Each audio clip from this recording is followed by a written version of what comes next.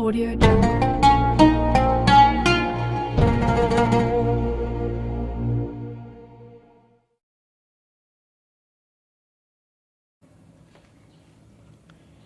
Assalamualaikum warahmatullahi wabarakatuh. Alhamdulillahi rabbil alamin. Wassalatu wassalamu ala asyrafil anbiya'i wal mursalin wa ala alihi wa sahbihi rasulillahi ajma'in. Amma ba'd. Pertama dan terutama sekali, marilah kita panjatkan puji syukur kita kepada kehadirat Allah Subhanahu wa taala, yang mana Allah telah melimpahkan rahmat dan karunia-Nya kepada kita semua. Salawat beriringan salam, marilah kita hadiahkan buat Nabi yang telah merubah zaman dari zaman yang penuh dengan kezaliman, zaman yang penuh dengan keinahan, zaman yang penuh dengan kemaksiatan, menuju zaman yang diterangi oleh ilmu dan Al-Quran. Semoga kita semua termasuk daripada umat Nabi Muhammad yang mendapatkan syafaat beliau di yaumil akhir nanti. Amin amin ya rabbal alamin. Oleh karena itu, marilah sama-sama kita bersalawat kepada Nabi dengan lafaz Allahumma sholli ala sayyidina Muhammad wa ala ali sayyidina Muhammad. Baiklah, pada video kali ini saya akan menjelaskan sebuah hadis yang berjudul sombong dan isbat. Hadis ini diriwayatkan oleh Bukhari, Muslim, wa Tirmidzi dan lain-lain. Yang mana di sini diriwayat hadis dari Umar radhiyallahu anhu.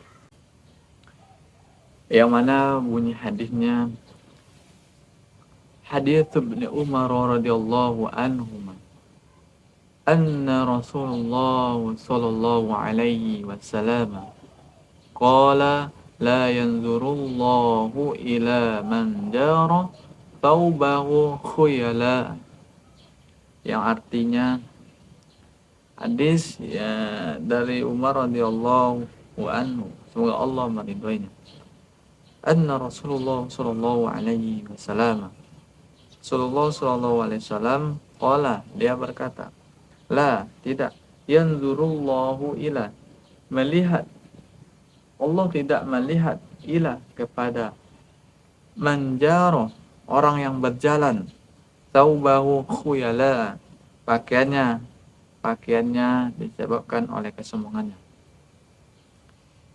Maksud dari hadis di sini adalah, hadis ini menjelaskan tentang jeleknya salah satu akhlak dari manusia, yaitu bersikap sombong. Jadi Allah sangat marah kepada orang-orang yang sombong, orang-orang atau makhluk yang sombong, karena pada dasarnya makhluk Allah ini tidak memiliki apa-apa untuk disombongkan. Jadi Allah marah sekali kepada makhluknya yang sombong. Dan hal itu yang membuat Allah mengusir iblis atau setan dari dalam surga karena kesombongannya yang tidak mau tunduk kepada Adam, padahal Allah memerintahkan.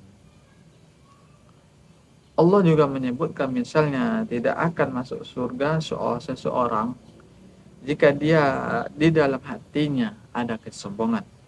Jadi di sini Allah menegaskan kesombongan sebagai sebuah atau sesuatu akhlak yang tercela. Di antara kesombongan itu, yang di antara itu disebutkan dalam ayat ini adalah orang yang dia itu berjalan seperti menyeret pakaiannya. Jadi dia sengaja buat pakaian yang panjang, yang melebihi panjangnya itu melebihi mata kakinya, malahan panjang itu mahal, kemudian berjalannya dengan menyeret pakaian itu di jalan. Ini merupakan kebiasaan buruk orang-orang jahiliyah, orang-orang Yahudi, untuk memperlihatkan kepada orang lain bahwasanya dia mampu dia kaya, beli pakaian mahal diseret-seret di jalan dan juga mahal sehingga cepat kotor, cepat rusak dan dia mampu belinya yang beli baru lagi. Jadi masuk di sini pada zaman jahiliyah itu orang banyak orang sombong. Di antara kesombongannya yaitu orang-orang pada zaman jahiliyah itu membuat pakaian di mana pakaiannya itu melebihi mata kakinya sehingga saat dia berjalan atau keluar rumah pakaiannya itu uh, menyentuh lantai atau sehingga pakaian itu terseret-seret.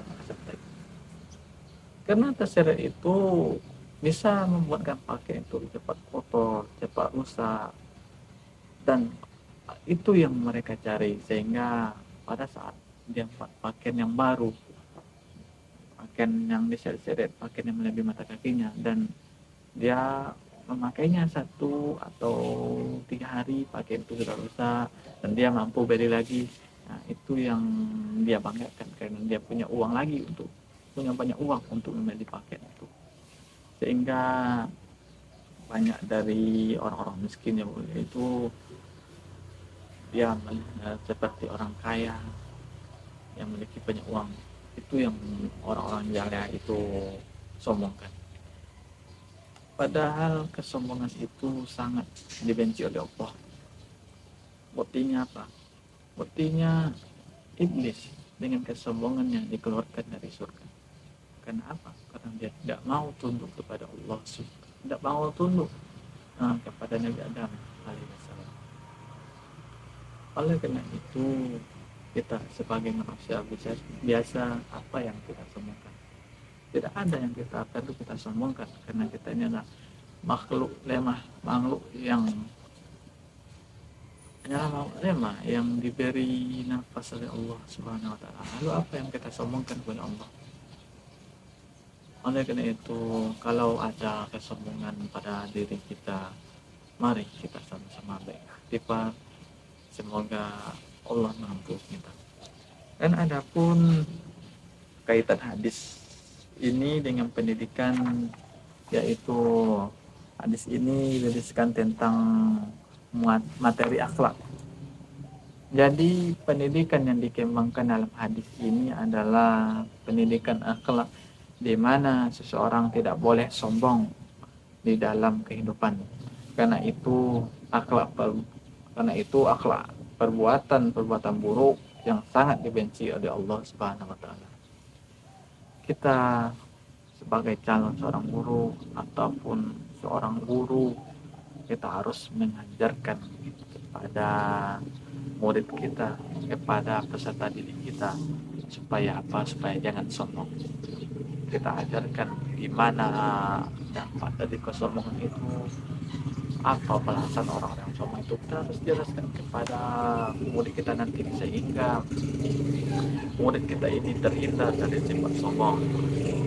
Itulah kaitan hadis ini dengan pendidikan, di mana akhlak itu adalah penting, di mana ilmu itu, akhlak itu lebih tinggi dari ilmu.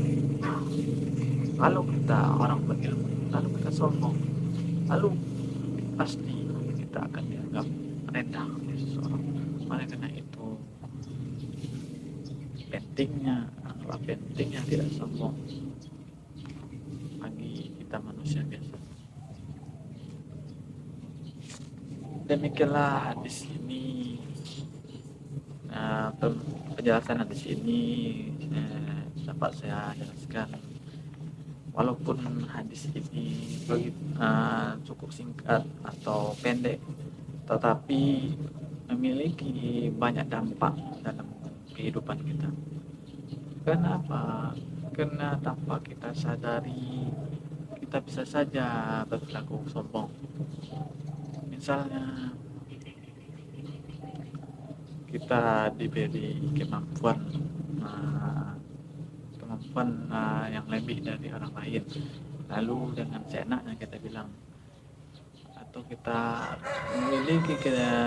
diberi kecerdasan oleh Allah Subhanahu wa taala dalam mudah memahami materi, mudah memahami soal, Lalu ada teman minta tolong bertanya, bagaimana cara menyelesaikan ini? Lalu kita dengan sombongnya bilang, ini gampang, ini mudah. Itu sama artinya dengan kita sombong.